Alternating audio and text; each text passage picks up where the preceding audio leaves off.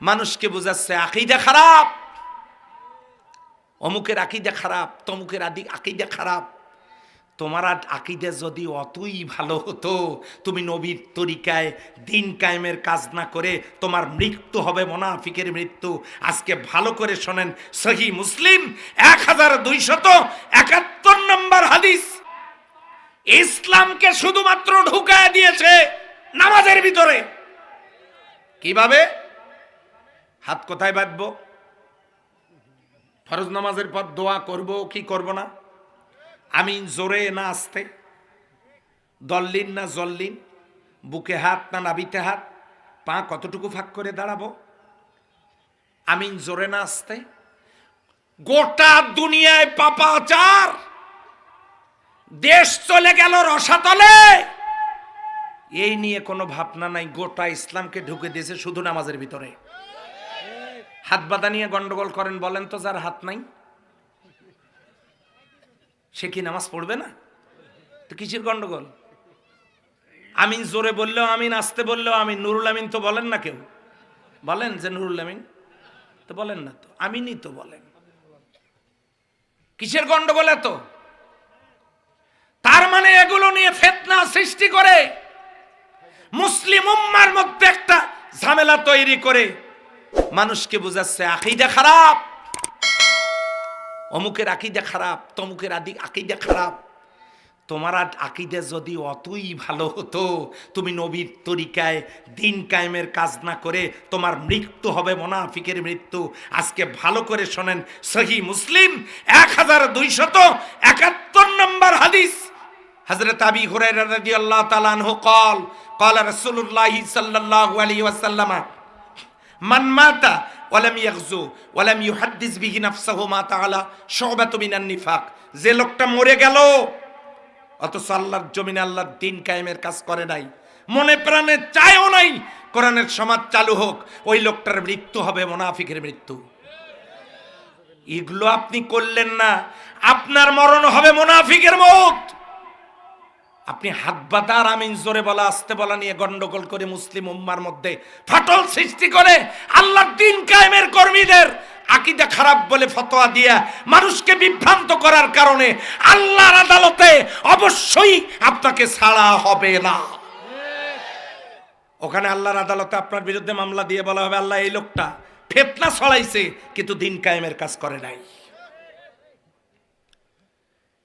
AC রুমে থাকছে, jail জুলুম নির্যাতন সহ্য করে নাই। কি অপরাধ ছিল আল্লামা সাঈদীর? একটা সুস্থ মানুষকে আপনারা চিকিৎসার নাম করে বের করলেন। আহা, জান্নাতি একটা হাসি দেওয়া মানুষটাকে একটু পরেই দুনিয়া থেকে বিদায় নিতে হলো। গোটা বিশ্ববাসী মনে করে না আল্লামা সাঈদী সাহেবের মৃত্যু স্বাভাবিক মৃত্যু, এটা আমরা মনে করি না। এইভাবে নির্মম ভাবে যে দেশে মানুষ খুন হয়, সেই দেশে আপনারা ফিতনা ছড়াবেন, এ জাতিটা বরদাস্ত করবে না। এই জন্য ইকামাতুল কোরআন, তার মানে কোরআনের সমাজ কায়েম করতে হবে। যদি একবার করতে পারেন, এবার সুযোগ এসেছে। কি এসেছে? সুযোগ এসেছে। এবারে কিন্তু মরা মানুষ ভোট দিতে আসবে না। চাচা ভোট সেন্টারে গেছে, গিয়ে দেখে তাকে বলা হচ্ছে, চাচা এত দেরি করলেন কেন? চাচি এসে ভোট দিয়ে গেল। চাচা বলতেছে, তোমার চাচি এসেছিল? হ্যাঁ, এই তো একটু আগে ভোট দিয়ে গেল। চাচা বলতেছে, ইস, তোমার চাচিটা আর সোজা হইল না। লোকটা দেখো কিরকম, লোকটা আসলো, ভোট দিল, চলেও গেল। আমার সাথে তার তো একটু দেখা সাক্ষাৎ করা দরকার ছিল। লোকটা 4 বছর আগে মারা গেছে। ওই রকম মরা মানুষ কি এবারে ভোট দিতে আসবে? এবার একটা সুযোগ, এই সুযোগটা যদি আপনারা কোরআনের পক্ষে কাজে লাগাতে পারেন, তাহলে এবারেই কোরআন পার্লামেন্টে চলে যাবে ইনশাআল্লাহ। এই জন্য যুবকদেরকে এগিয়ে আসতে হবে। আমি দেখতে চাই কোন কোন যুবক রাজি আছো।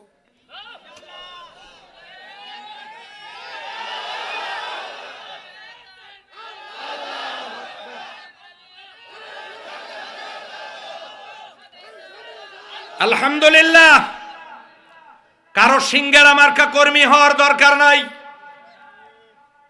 আপনাদের কাছে কেউ কারো আদর্শ প্রচার করতে আসলে জিজ্ঞাসা করবেন, আপনার দলের ভিতরে কি গ্যারান্টি দিতে পারবেন দুর্নীতিবাজ নাই? আপনি কি গ্যারান্টি দিতে পারবেন আপনার দলের প্রতিটা নেতা কর্মী নামাজি? আপনি কি গ্যারান্টি দিতে পারবেন আপনার দলের মধ্যে নেশাখোর নাই? ফেন্সিডিল খাইয়া গাছের ধাক্কা দিয়ে বলে ভাইজান সাইড দেন, এইরকম লোক নাই? যদি তিনটা প্রশ্নের সঠিক জবাব দিতে না পারে, তাহলে আপনি কেন তাদের পিছনে সিঙ্গারা খেয়ে ঘুরবেন? কথা বুঝতে হবে, কথা ঠিক কিনা? আমরা তো কোথায় যেতে চাই? আওয়াজ নাই, কোথায়? জান্নাতের কর্মীরা, জান্নাতের যাত্রীরা সিঙ্গারা বিস্কিট চা খেয়ে কোন চরিত্রহীন লম্পট বেনামাজির পিছনে ছুটতে পারে না। কথা বলেন ঠিক কিনা? এই জন্য কোরআন কায়েম করতে হবে। কায়েম হবে কিভাবে? ভালো একজন মেম্বার বানান, ভালো একজন চেয়ারম্যান বানান, ভালো একজন মেয়র বানান, ভালো একজন উপজেলা চেয়ারম্যান বানান, ভালো একজন এমপি বানান, আল্লাহর কোরআন পার্লামেন্টে চলে যাবে, কোরআন কায়েম হয়ে যাবে। দেশে অরাজকতা থাকবে না, নারীরা তাদের সতীত্বের মর্যাদা পাবে, যৌতুক দেয়া লাগবে না। অমুসলিমরা ডিমের মধ্যে কুসুম যেমন নিরাপদ, অমুসলিমরা মুসলিম দেশে তেমনি নিরাপদ। অমুসলিমরা নিরাপদে থাকবে।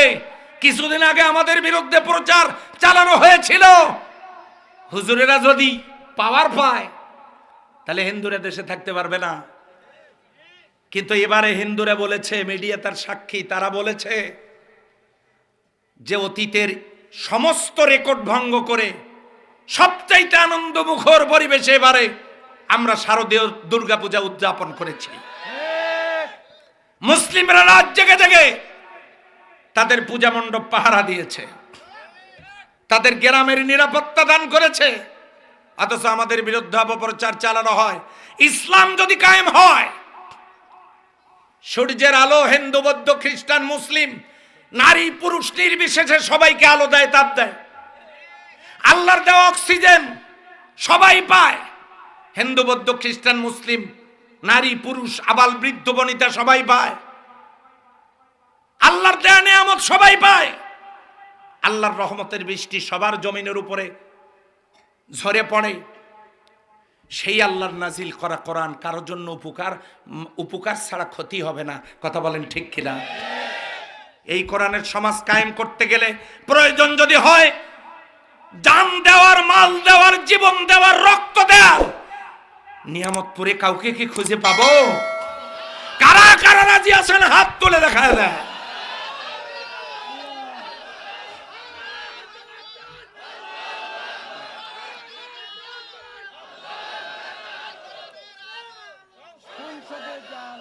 আলহামদুলিল্লাহ, আলহামদুলিল্লাহ। সম্মানিত ভাইয়েরা বোনেরা, আমি মা বোনদেরকে বলবো, ঘরের কাপড়গুলো সুন্দর করে সাজায় রেখেছেন আপনারা, কি সুন্দর পরিপাটি আপনাদের ঘর। এবারে ঘরটাকে ইসলামের জন্য সাজান। আপনার কলিজার টুকরা সন্তান জাহান্নামে যাবে, আপনি সইবেন কি করে? হাতে পায়ে ধরে সন্তানগুলোকে আপনি ইসলামের কোলে ফিরে নিয়ে আসেন। আপনি স্বামীর এত সেবা যত্ন করতে পারলেন, স্বামী নামাজ পড়ে না, একটা বার তার পায়ে প্রয়োজনে হাতটা রাখেন, সোহাগ ভরা কণ্ঠে বলেন, আমার একটা অনুরোধ রাখো, আজান হয়েছে, নামাজে যাও। আপনি ইচ্ছা করলে পারবেন, আমি বিশ্বাস করি। মারা আপনারা পারবেন, আমার তো মা নেই।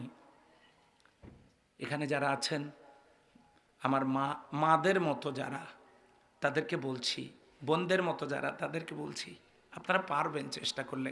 ঘরগুলোকে ইসলামের আলোয় আলোকিত করতে পারবেন আপনারা। সিদ্ধান্ত গ্রহণ করুন। আমরা সবাইকে দেখেছি, স্লোগান হোক, সবাইকে দেখা শেষ, আল কোরআনের বাংলাদেশ, এটা হোক আমাদের স্লোগান। বিশ্বাস করেন যুবকেরা, একজন যুবকও ইসলামী রাষ্ট্র কায়েম হলে কেউ বেকার থাকবেন না। আপনাদেরকে তো অনেক প্রতিশ্রুতি অনেকেই দেয়, কেউ রাখেনি। আল্লাহ বলেন ফাআলুল লিমা ইউরিদ, আমি যা ইচ্ছা তাই করি। আন্নাল কুওয়াতা লিল্লাহি জামিআ, পাওয়ার তো আমার হাতে। ইন্নাল্লাহা লা ইখলিফুল মিআদ, আমি ওয়াদা খেলাফ করি না। কথা কার?